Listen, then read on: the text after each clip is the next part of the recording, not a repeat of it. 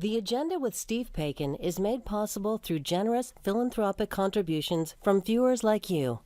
Thank you for supporting TVO's journalism. Tonight on The Agenda. I think horror, in many ways, gives us a language in which to talk about these things through metaphors, through monsters. We're able to start to kind of pick apart our fears and understand them a bit better.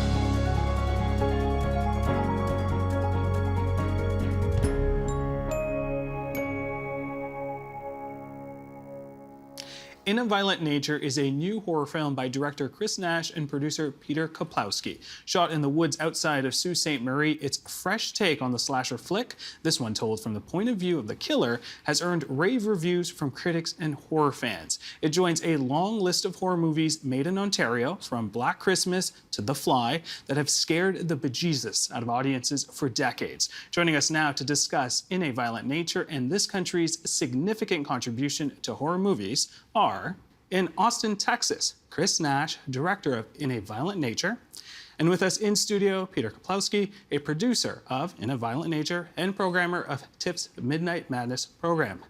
Carolyn Morissette, programmer at Fantasia International Film Festival and Blood in the Snow Film Festival, and Alexandra West, author of gorgeous personal essays on beauty and horror and co-host of the Faculty of Horror podcast. Welcome all in our studio, and Chris for joining us on the line. So there has been a lot of buzz and blood surrounding In a Violent Nature. It's received a lot of attention, not just here in Canada, but south of the border. I do want to read a few little comments that have been mentioned. In the Globe and Mail, film critic Barry Hertz calls it an ambitious, methodical, immersive, and admirably devious experiment in conjuring atmosphere and testing gag reflexes. I feel like that's fairly accurate.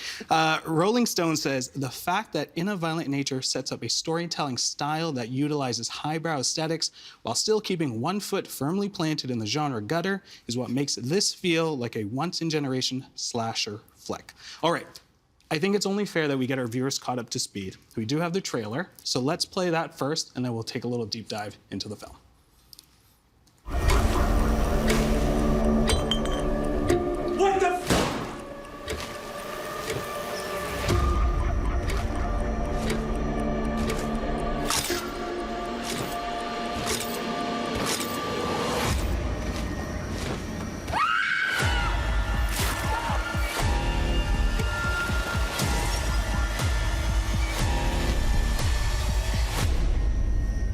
Animals don't get too hung up on reason. They just keep killing.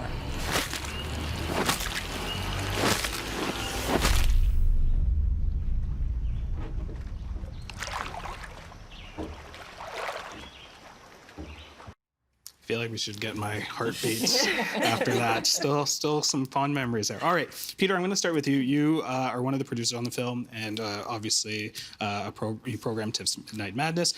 Give us a quick summary on this film. What is it all about?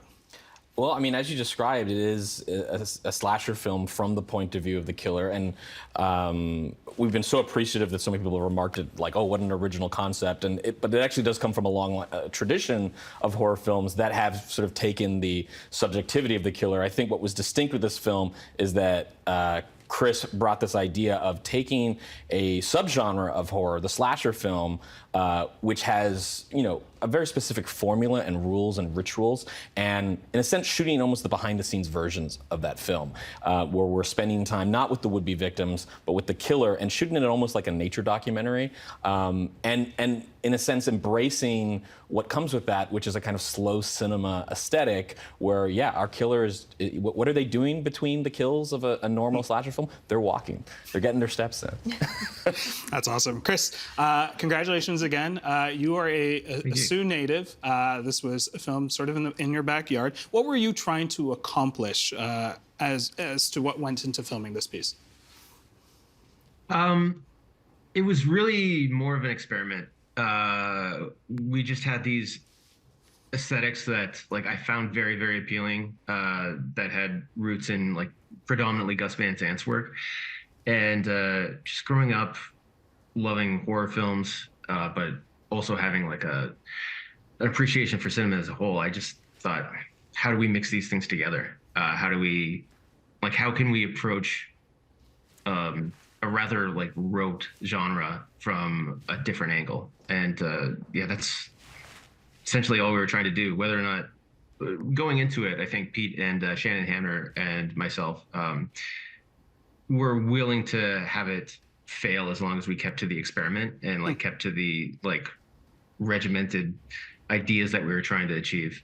So the fact that it's getting any success at all at this point is like very, very overwhelming to us.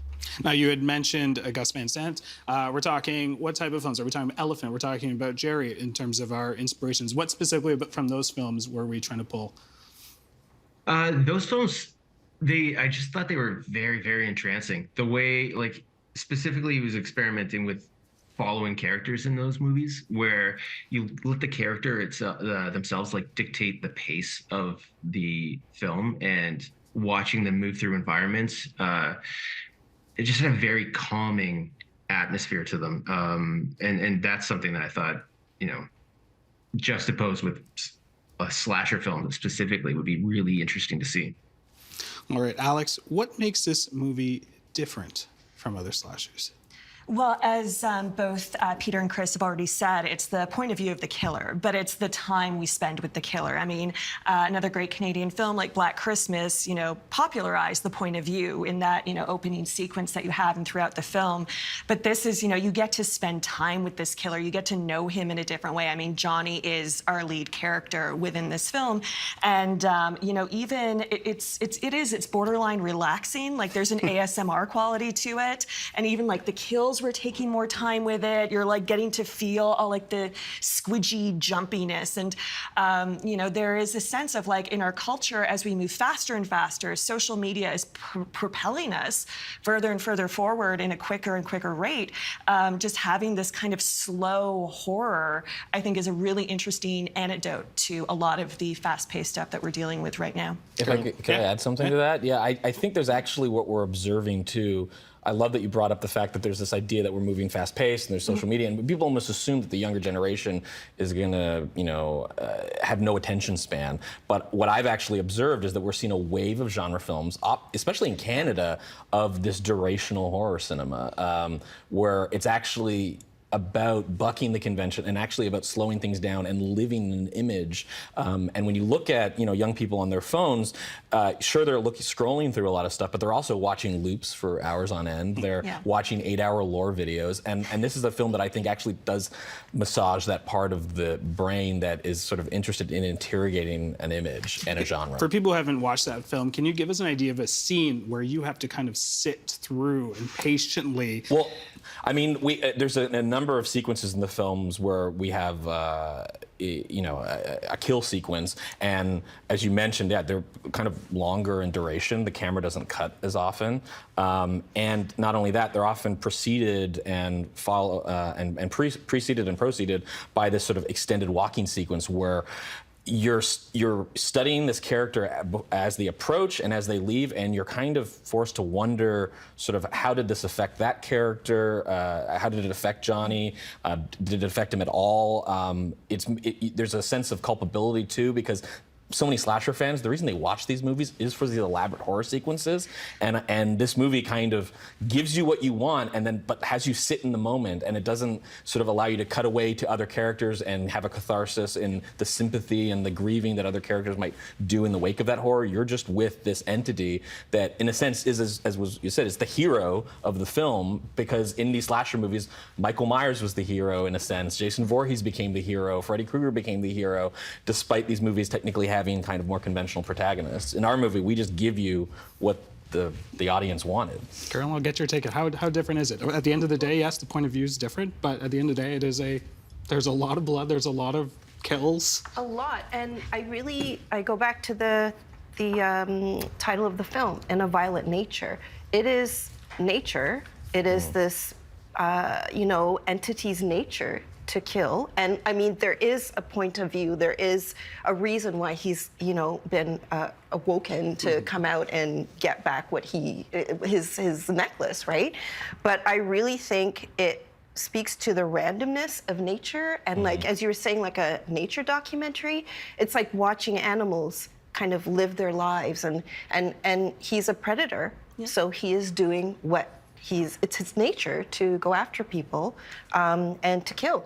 So, and it's really, it really speaks to the randomness of our world right now. Like, you don't know what's creeping around that corner, and the violence that we are seeing now. It's even though it's like a slasher film, it's a horror film, people have fun. The ending is quite chilling to me, and that conversation with the two women in the car. I don't want to spoil it, but there's a conversation with two women in the car, and it really pulls the whole film together for me. Because I had to sit with it for a bit. And I'm like, okay, so those were insane kills. You know, some of the things were kind of absurdly hilarious, but at the end, it just leaves a chill down your spine. So I think it was really brilliantly executed. I did have to sit with it, and then I had to watch something a little uplifting. So Chris, I want to come to you. We talked about nature. I want to point out to our audience that on top of being a chilling horror movie, this is beautifully shot, wonderfully directed. I thought for the moments where I wasn't seeing blood, I was watching a nature documentary of Sault Ste. Marie in Northern Ontario. Why was that important to you? Well, it was important to like capture like just how beautiful the area is. It's where I grew up. It's something I'm very, very familiar with. But it does encapsulate that idea of like looks are deceiving, especially in nature. It's like it's one of the scariest places to be. If you're ever like going hiking and you get off the path and you even just get yourself turned around for like 30 seconds, if you're not used to that, there is such a panic that can set in.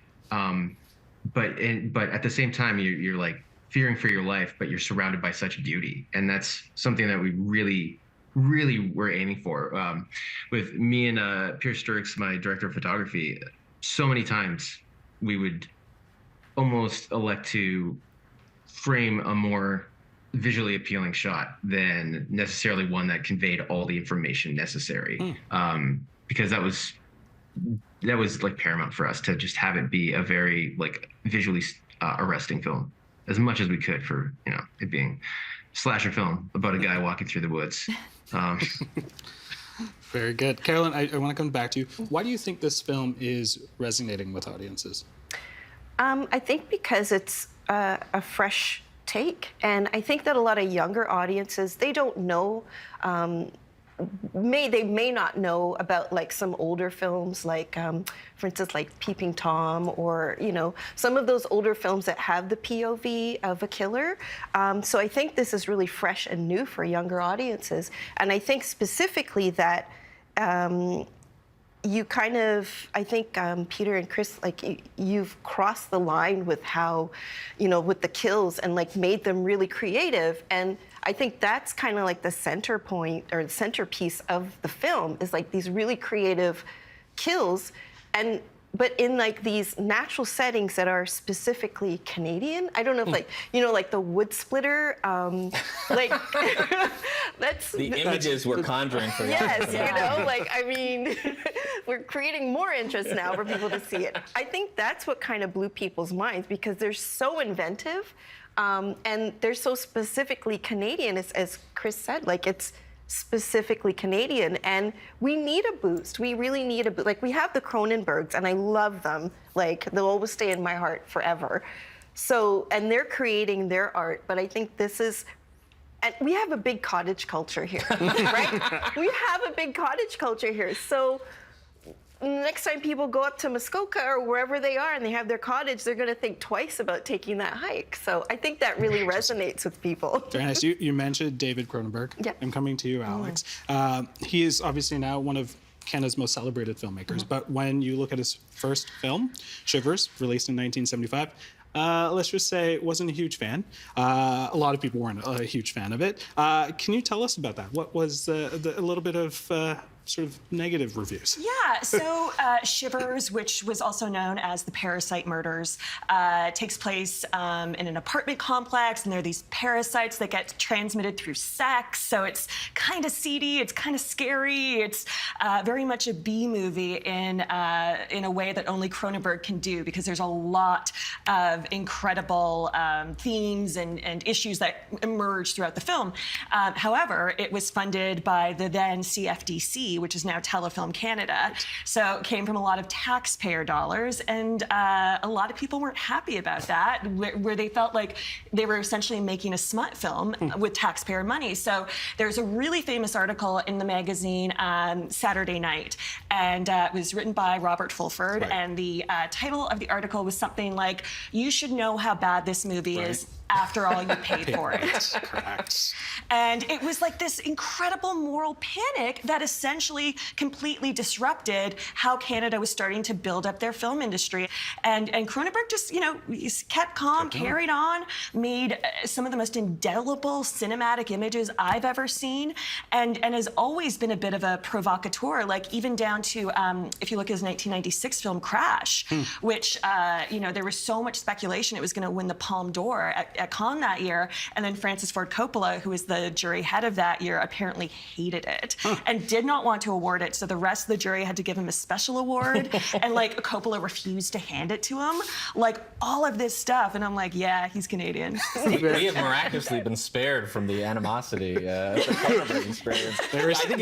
I think it demonstrates the shift in kind of how horror has been embraced in the mainstream. That the stuff that you see on The Walking Dead and on primetime is as gnarly as horror films were in the 70s and 80s, and now it's primetime television. And I certainly think that Chris and I and Shannon and the whole team, when we were making this film, we definitely did want to cross the line in a few places and show stuff and show horror in ways that I don't think is necessarily that distinct from other stuff that's out there, but we're doing it in a different way that we hoped would be disarming and would be simply different and a new perspective and unique.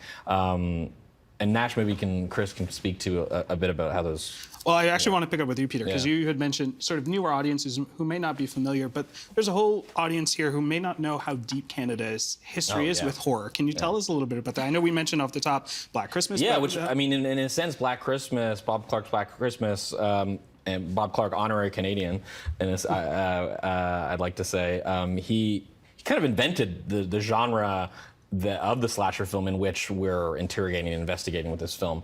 But, I mean, we spoke about Cronenberg, and really the fact that Canadian taxpayers are kind of responsible for, in many ways, for the Canadian wave, because we had this whole tax shelter era where there was a lot of incentive for investment in Canadian productions, and the productions that turned out to be the most commercial were horror films. And so we had a whole wave of great Canadian horror, from Rituals to Death Weekend. Trying to think of some of my other favorites, but it's been consistent all the way across. And it's interesting too, especially in Ontario, which was also a very repressed province when it came to horror cinema. A lot of horror cinema got cut and censored here, but I think that only fueled.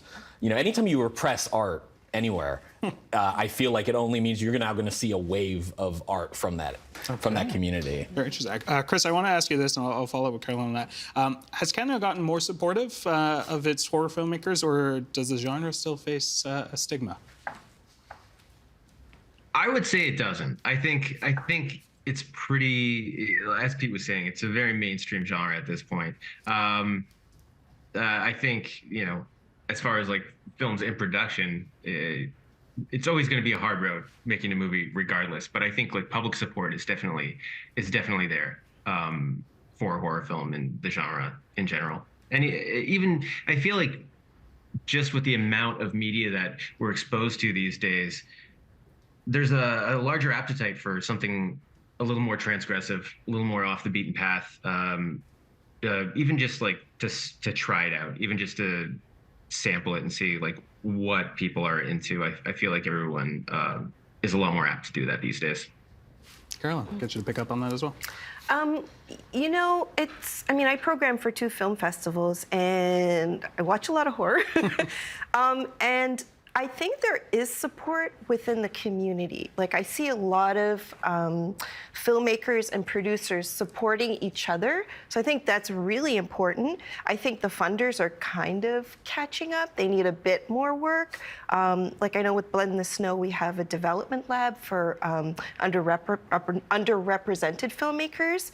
And that, we've been seeing some progress. Like, we're seeing some of the projects that are pitched get telephone funding. And, you know, it's actually a little bit more accelerated now.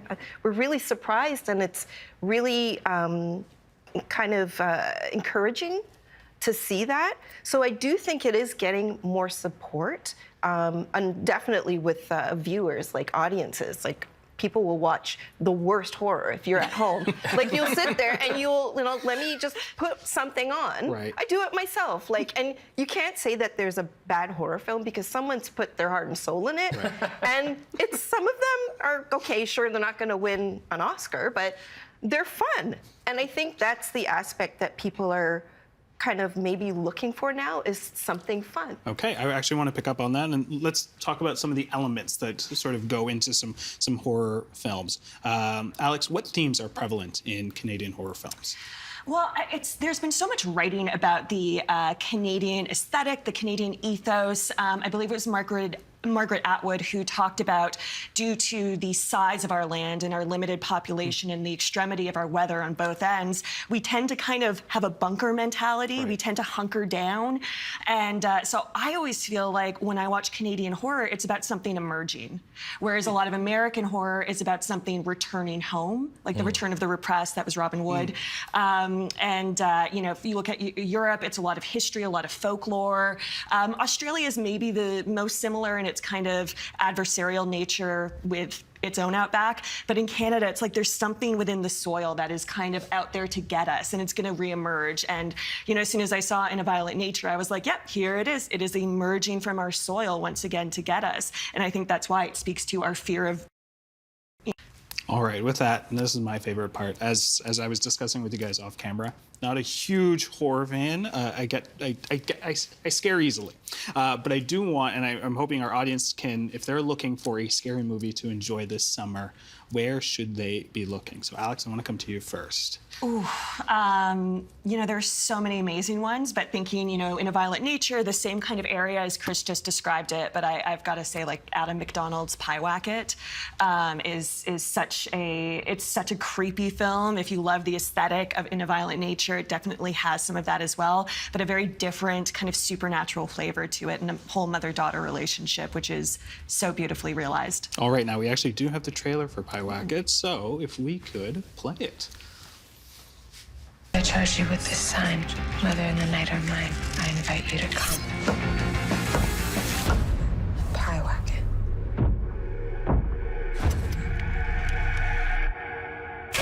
Get away! Pyewacket can take many forms. Where'd you go? Don't trust your lying eyes. I can't believe you wanted to kill your own mother. Live. Just let me in. Just open the door. All right, so we got a little taste there. Can you give us a little summary, a little bit of what Pyewacket? Gosh, it's you know, as a former teen girl, sometimes you just don't get along with your parents, and sometimes you make a deal with the wrong demon. We've all been there. We've all been there. Okay, right? Fair enough. Who hasn't? It's Canada. But yeah, so it's basically about this girl who has a very extreme reaction to some decisions her mother has made, and it sets her on this kind of strange occultist path that doesn't go as well as she'd hoped. And Adam McDonald's made a few movies. He also made the series Slasher, which also starred David Cronenberg in one of the series. And Backcountry, right? And Backcountry, I mean. So definitely a filmmaker who's also, I think, like our movie, kind of interested in the relationship between the wilderness and civilization. And what's great about Pyewacket in particular is it has this whole kind of heavy metal, like punk rock attitude to it. So it also feels really edgy and even more subversive than so many other films that have tried to do something similar. So it also really scared scared me. I only watched the trailers and I was already like, Yeah. all right, we got to take a break. So Carolyn, I know you've got a film here that you're reckoning Slashback. Yes. Tell us a little bit about that. We do have the trailers. Actually, let's watch the trailer first and then we'll get a little summary from you. So let's play that.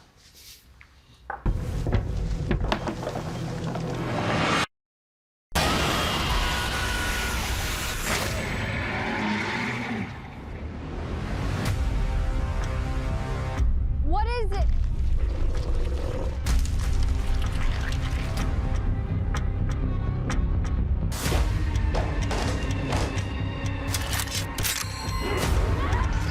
Emergency! I feel like I can get behind this one. This one feels a little more family friendly, but there is still some horror. Tell us a little bit about this one. Well, if you like that movie Attack the Block, you'll love Slashback because this is our Canadian version. So it's about a group of kids in a remote northern town. Like, they're just adorable kids. They're in their town and they're being attacked by some sort of alien entity that possesses the townspeople, and they have to come together to fight these monsters. And what I love about this film is that there's these little girls, they're kind of looking for their identity, finding their place in the world, and they all come together to kick ass. And like, that's basically it. It's funny, it's charming.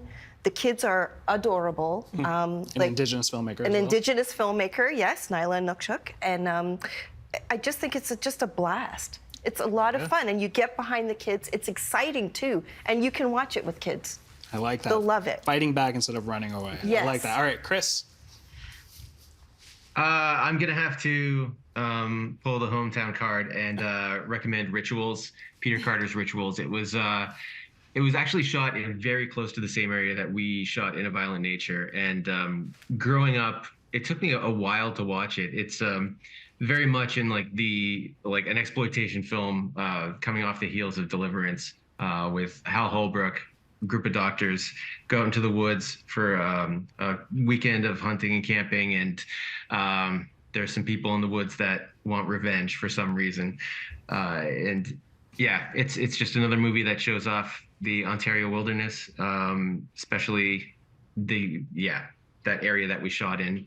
Much like Pyewacket too. Pyewacket was actually shot in the same area.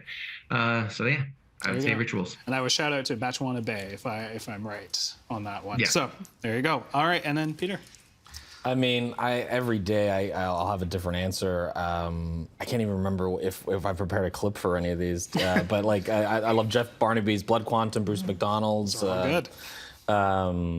Pontypool, and also what I love about horror is that it's so flexible. There's funny horror, there's scary horror, there's bad horror in the sense that this movie is maybe incompetently put together, but because so much of horror comes with you understanding the rules of the genre when you enter into it. When you see something not work and not fit together, it can be incredibly entertaining. Like Andrew Jordan's Things, for instance, one of my favorite B movies that feels like kind of a fever dream when you watch it.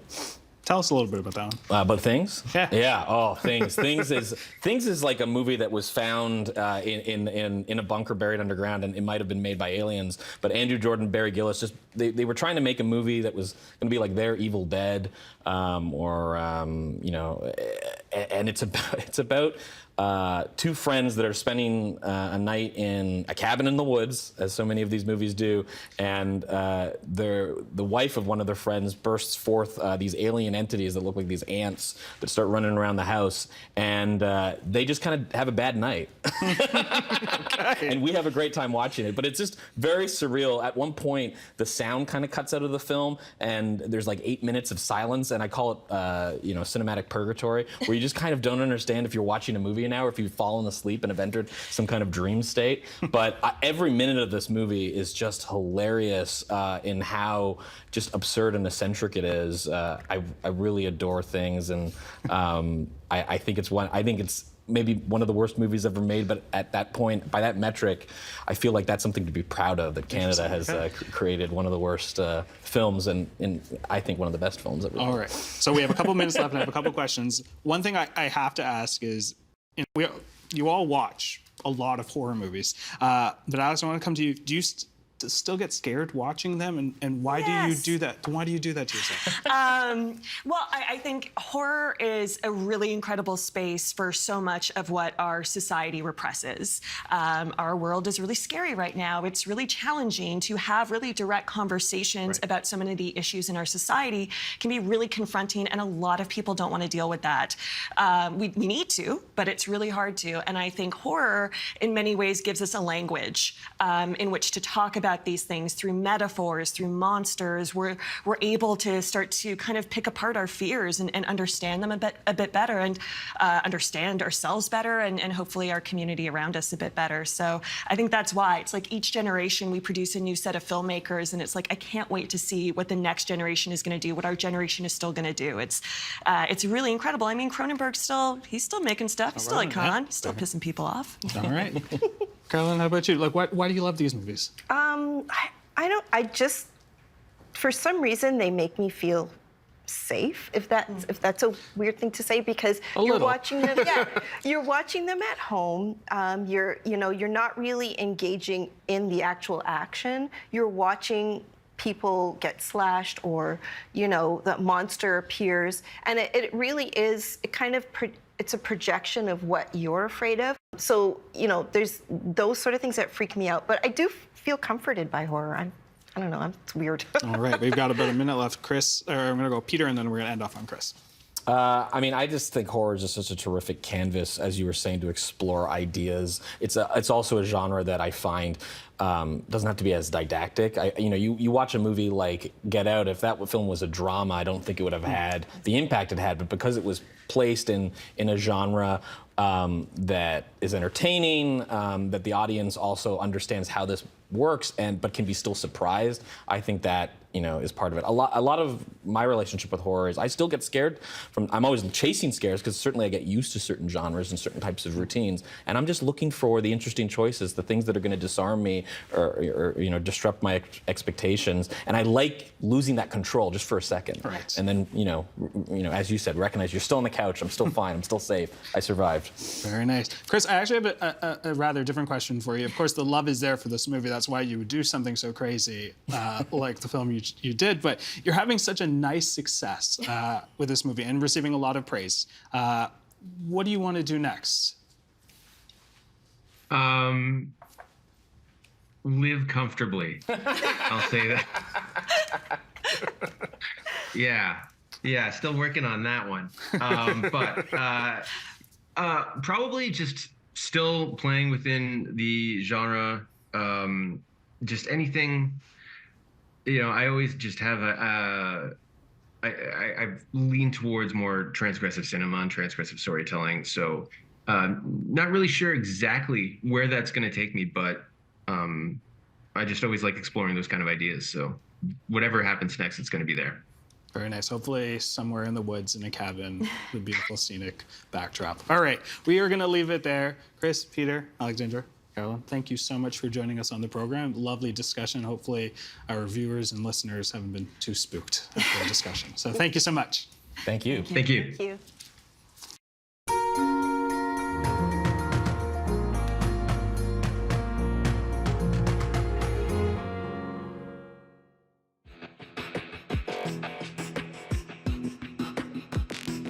Hey, this is Knife Truck. Come along, we're gonna go for a ride. My name's Eugene. I run Knife. Simply put, we're a knife store. We sell knives, we sell coffee gear, we sell sharpening gear, we sell cast iron cookware. Very Japanese focus, of course. Your knife should never really be dull. It should always be in tip-top shape. It's born out of the need of having that perfect edge. People love kind of seeing this thing kind of get going on the road, People just assume we're like one of those, old school guys with a bell in the truck, but it's a bit more involved, and our sharpening is all done by hand, so it's impossible to turn over, like just on the side of the road. We have to do it just like we would by hand, so it does take a little bit of time. Once you kind of get the hang of it, this truck is actually kind of fun to drive. Our big kind of main spots is always Stratford, Collingwood, Picton is huge, like Prince Edward County. We're going to do Kitchener this year, and then we always start in Leslieville. been a good little escape from the shop for us, and we get to kind of take our show on the road kind of way. I always kind of tell the story of being a chef first, I guess. I started cooking when I was maybe 17, 18. I loved restaurants. My uncle, when I was younger, was a chef, and even, I have memories of him holding me in his arms and stirring a pot. I always just loved food. I always gravitated towards the kitchen. So I went to, how did this work here? I was traveling in Asia, and my mother said, get your ass back to Toronto, stop messing around, do something that you love. What do you love to do? And I'm like, well, I don't know, I like cooking. So went to Humber College, went to hospitality management, dropped out instantly, hated it, took another year off, went back into culinary management, where I just found love. It was one of those kind of instant things. It was just the first moment that knife cut an onion, I was hooked, that was it. It was a good solid decade of cooking pre-knife. Halfway through that cooking, however, was knife obsession. It was something triggered, and honestly I don't even remember what it was, but something happened one day that made me just obsessed with cutlery. That was it. It was sharpening, it was holding a knife, it was everything about that perfectly done, perfect cut of whatever that I was hooked, and the rabbit hole continued. I did a bit of traveling, went back to Japan, and when I came back to Toronto in 2009 or so, there was no knife shop. There was just nowhere to get my knives sharpened, nowhere to get stones. I wanted something very specific that was just knives. And we opened in 2009 on Queen Street, like a second floor, tiny little, wasn't even 100 square foot room, literally. And that was 15 years ago, and here we are. So that's a long story. We kind of joke with some of the younger kids now. There's no YouTube. It was just getting a knife, grabbing the kitchen stone and just messing up a whole bunch of blades. It was being obsessed. I guess YouTube started, 15 years ago. And then the odd video, but you would talk to old chefs and they would do it a certain way.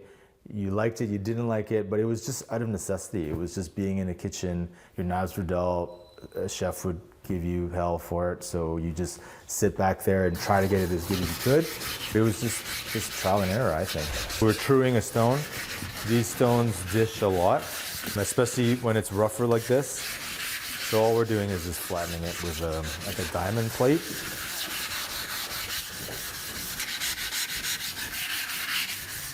Lots of water. Like they do kind of dish a bit, kind of see how it dips a little bit there. So we're just trying to keep it as flat as possible. So what we're doing when we're sharpening is we're progressively getting finer and finer as we go. We're developing that primary bevel, primary edge line with the rough stone.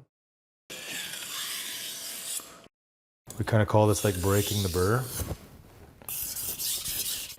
There's so many aspects of it, because there's the hobby side of it for the nerdery, but there's also the need, because if you're a cook, your knives have to be sharp.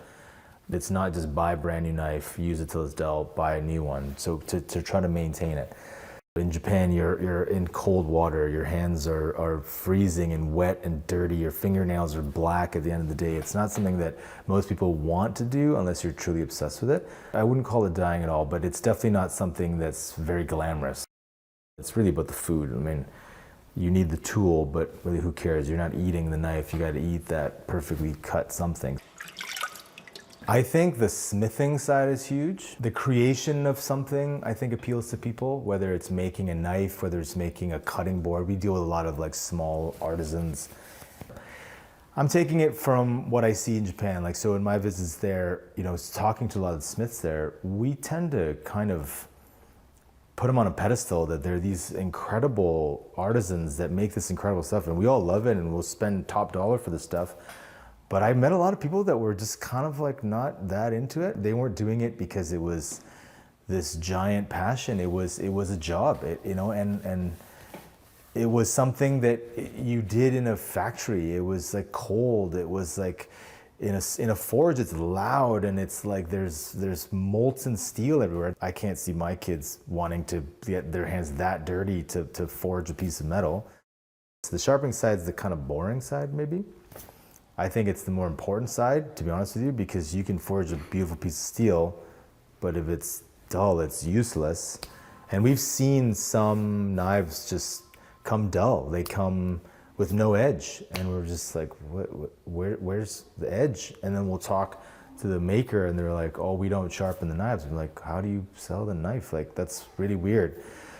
I think like anything else, I mean, there's the mass-produced stuff that's easy to get and quick, but making a knife takes a long time and a lot of expertise, and it's not a glamorous thing for people to be hammering steel. So I just think it's slowly kind of fading out. Even in Japan, you're seeing lesser and lesser smiths for sure. Big part of sharpening is that meditative side of things, because it's that pot of coffee on Sunday, it's the bottle of wine, whatever you do, sitting down, head down. My wife reminds me, before knife even, when I was still cooking, that it was just the ritual. The knives were still sharp, but it was just like that meditative side of it. And knowing that on Monday when you unrolled your kit, that perfect cut, it just made life easier. You know, it made your day work better, it made the food look better, taste better even. Herbs is the thing we always kind of use as the example, you know, when you just bludgeon parsley and it's all mulchy and gross, like you have to have that sharp knife.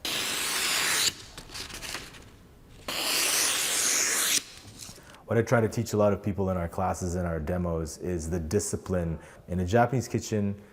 Without fail, when everything is clean and washed and scrubbed and done, the knives and the stones come out. You have to keep your knives ready to go. There's a mindset of resting the knife before the next day. You don't just sharpen it and use it right away. I try to teach that a lot, especially the younger generation, because a lot of people are just bludgeoning food in restaurants, and it's pretty sad. I've seen it change. There are a few knife shops in Toronto now, and between us, we're teaching the young cooks that this is how you're supposed to do it. You can't just dabble. Like, if you really want to do it, you really do have to focus, and it kind of overtakes all your free time. Is that not obsessive? I don't want to say like obsess over knives, because that's also just weird. But you need to put a lot of your free time and energy into it, or else it'll just never become something real. I did a lot of this pre-kids, of course, and spent the 12, 15, 18-hour days in kitchens and sharpening knives before having to run to soccer practice or whatnot. I do a lot of my stuff before they even wake up.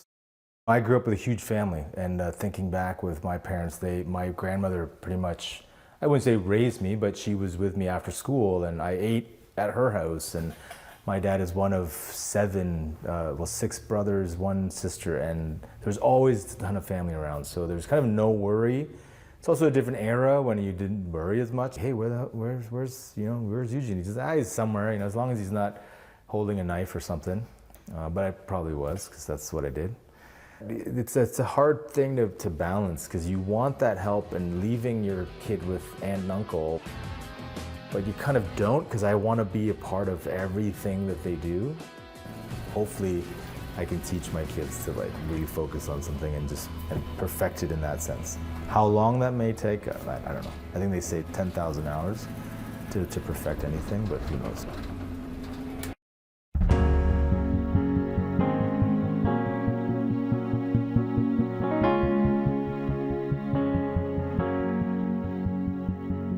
Who's ready to play some Crokinole?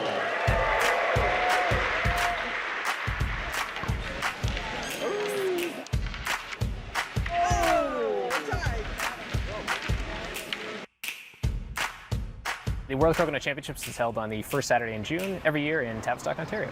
The tournament started in 1999, so it has been 25 years. It started just as a meeting up of people who are both interested in Crokinole, and then also some community people who are just really excited about having like a top-tier world-class event in their communities. We've been trying to put on the biggest Crokinole tournament in the world, and definitely in our history as well. So yeah, I've been running around trying to make sure everything's running smoothly, and in addition to that, playing a little bit as well. In front of the big black Crokinole is a game that's played by players flicking wooden discs across the board.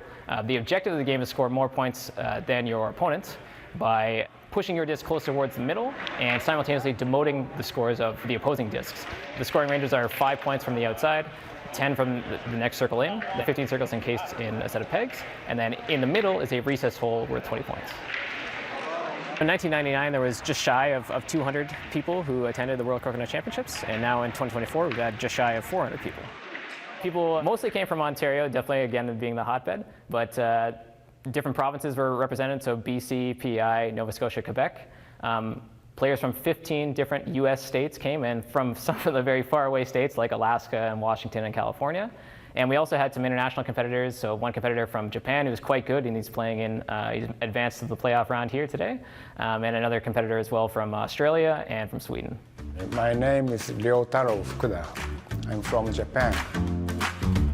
My name is James Sullivan, and I'm here from New York City. My name's Dale Henry.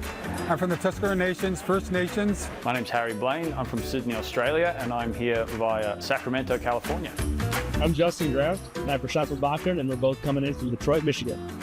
I'm Patrick Tunike, and I'm here from Iowa City, Iowa. I'm Taylor. I'm from London, Ontario. I'm Piper, and I'm from Indiana. One of the great things about Crokinole is how accessible it is. So at the World Championships even, we've had today a competitor as young as 5 and one as old as 92, which is quite a range.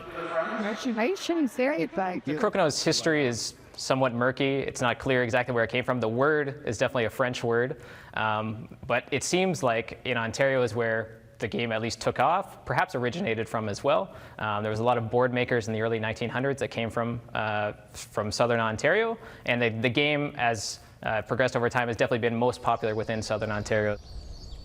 So the very first known board that can be actually verified to a particular date was built in 1876 outside of Tavistock. Here's our famous board. Isn't it lovely? Yeah.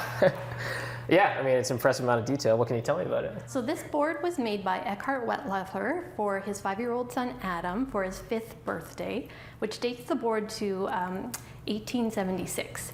And that makes it one of the, if not the oldest documented Crokinole board, at least in Canada, if not the world. Eckhart was a wagon maker, and he would have, as part of his job, done a lot of very intricate painting on the wagons he made. So that's why we believe it has such an elaborate pattern on it and is quite beautifully done. And this doesn't look like it's played on too much. No. So apparently Adam wasn't a big fan of the game and actually rarely played it. So it usually hung on his bedroom wall. So that helps explain why it's in such great condition. Lovely. So if the World Championships needs another board, can we grab this one? Unfortunately, no, we can't lend it out.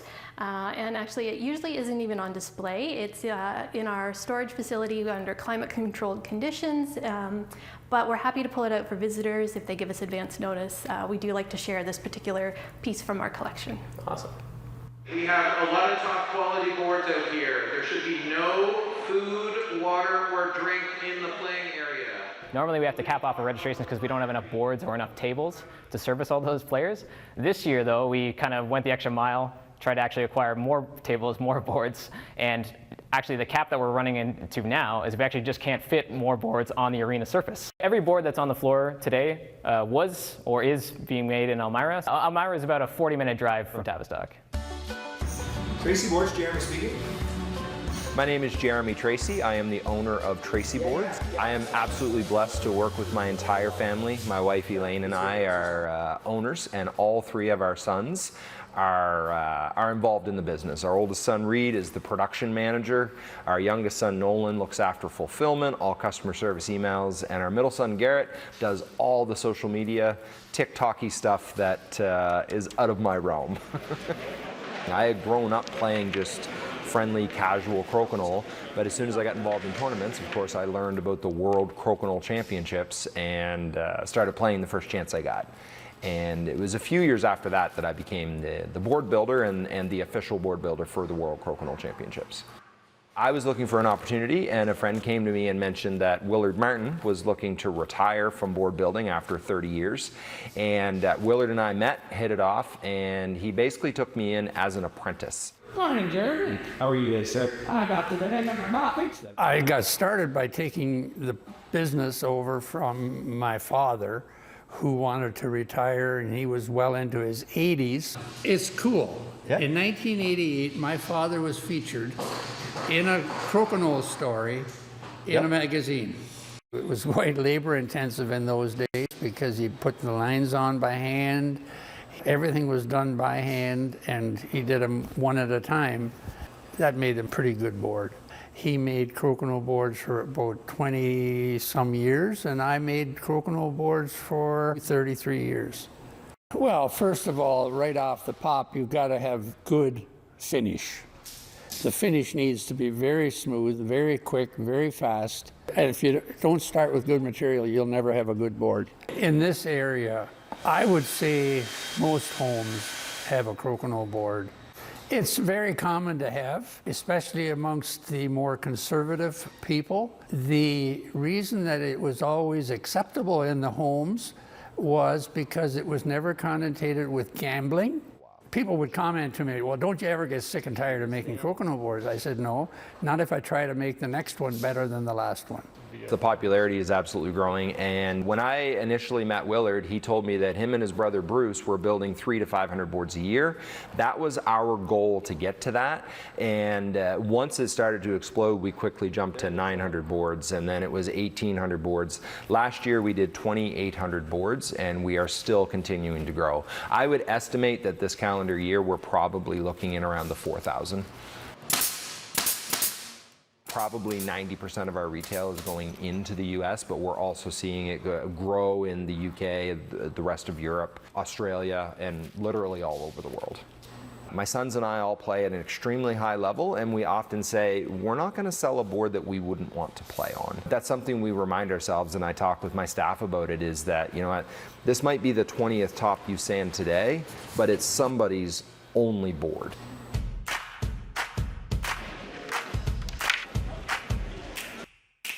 Crokinole isn't a contact sport, but people do take it quite seriously, and I know for sure, and I know from experience, like people when they don't win are quite disappointed, and when they do win, they are quite elated. Justin Slater is one of our top players. He's won the World Championships more than anybody else. He's won it 5 times. I've been playing Crokinole since I was a kid, but I started playing competitively in 2009, so about 15 years. It's a story similar to many where you have a board at the cottage, and it's an old rusted thing. When we were kids, I was always the worst Crokinole player of my brothers because my brothers are both older than me.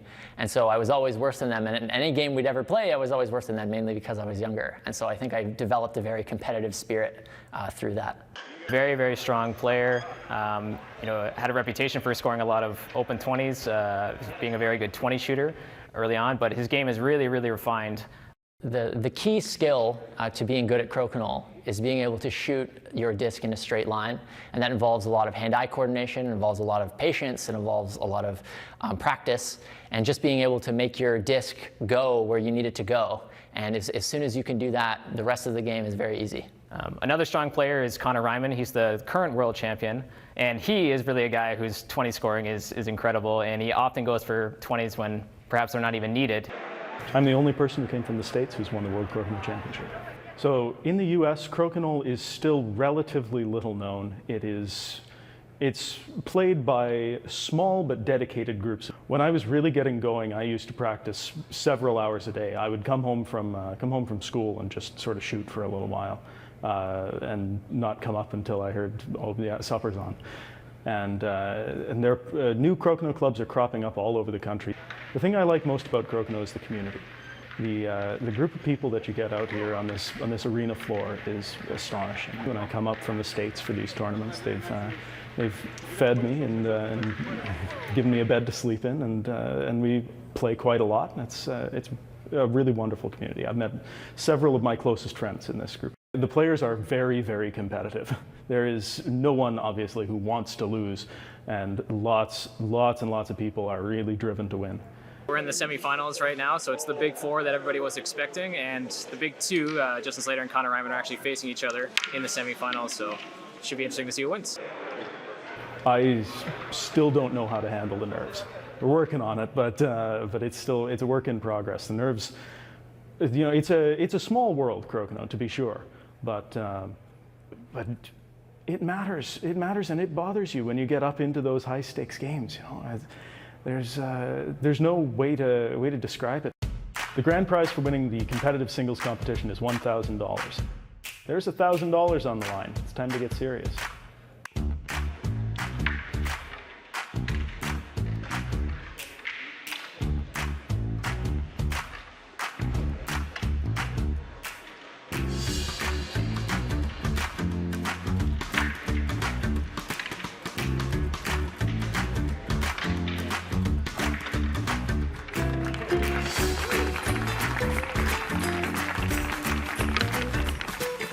Felt like he wasn't missing anything. So yeah, I don't know how to beat someone who doesn't miss anything. So until I figure that out, I guess until we meet again. You know. It's time for the finals to begin, and the World Championship of Crokinole 2024 will take place between Connor Ryman and Josh Harrafeld.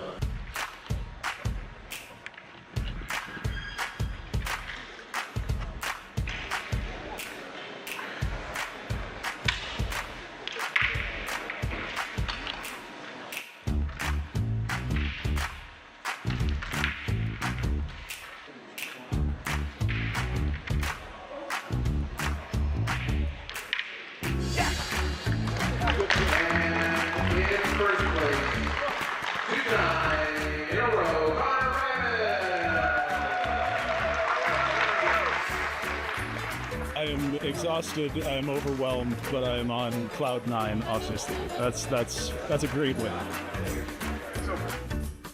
Planning for the 2025 World Crokinole Championship starts almost immediately after the 2024 World Championships ends. Our next committee meeting is actually just 1 week after the tournament is done. So yeah, pretty much right away, about 51 weeks in advance, we'll be starting again.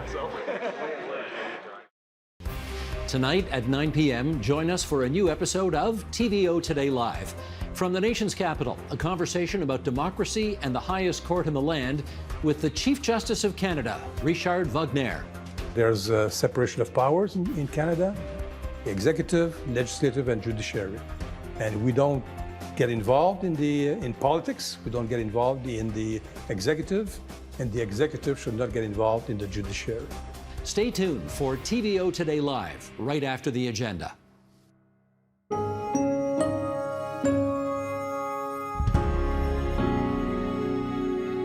Tomorrow on the agenda. This is a lightning bolt for Liberals all over the country, to be sure. As you say, like, if they can lose in St. Paul, then there's no safe ridings. That's tomorrow on the agenda.